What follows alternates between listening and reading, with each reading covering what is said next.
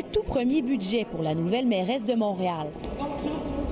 Il s'élève à 7,7 milliards de dollars. C'est presque 400 millions de plus que l'an dernier. On va se le dire franchement, la limite de la carte de crédit de la ville était pas mal dépassée. Au cœur des dépenses, l'imposante dette qui coûte 1,3 milliard de dollars par année à la métropole. Plus de 87 millions seront remboursés en 2026, principalement grâce à vos taxes foncières qui grimperont de 3,8 % Pour votre portefeuille, ça veut dire une hausse en moyenne de 204 dollars pour une maison unifamiliale, 108 dollars pour un condo et 190 dollars pour un multiplex. La facture varie selon l'arrondissement, mais sera particulièrement salée pour les propriétaires de Rivière-des-Prairies, Rosemont-la-Petite-Patrie et Verdun.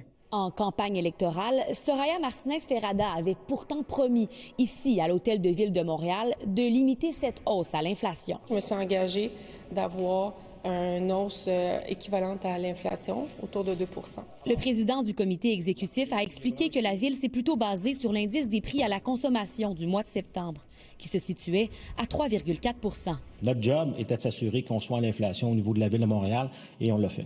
Avec ce budget, la mairesse respecte notamment sa promesse électorale de lutte contre l'itinérance, soit de tripler le budget.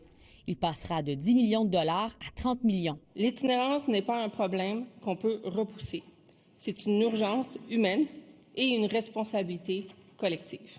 Deux autres de ces promesses sont toutefois absentes, soit l'engagement d'augmenter le nombre de constables spéciaux à l'ASTM et d'augmenter les fonds de réserve pour les urgences climatiques pour faire face au verglas, aux inondations et aux canicules. Et quand on gratte, qu'on voit une tendance qui nous inquiète. L'opposition a pour sa part dénoncé un manque de vision.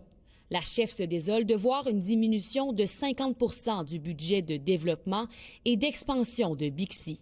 C'est un joyau montréalais. C'est pas normal que Longueuil ou Laval auraient bien plus accès à ça que certains arrondissements. La nouvelle mairesse ne touche toutefois pas aux pistes cyclables.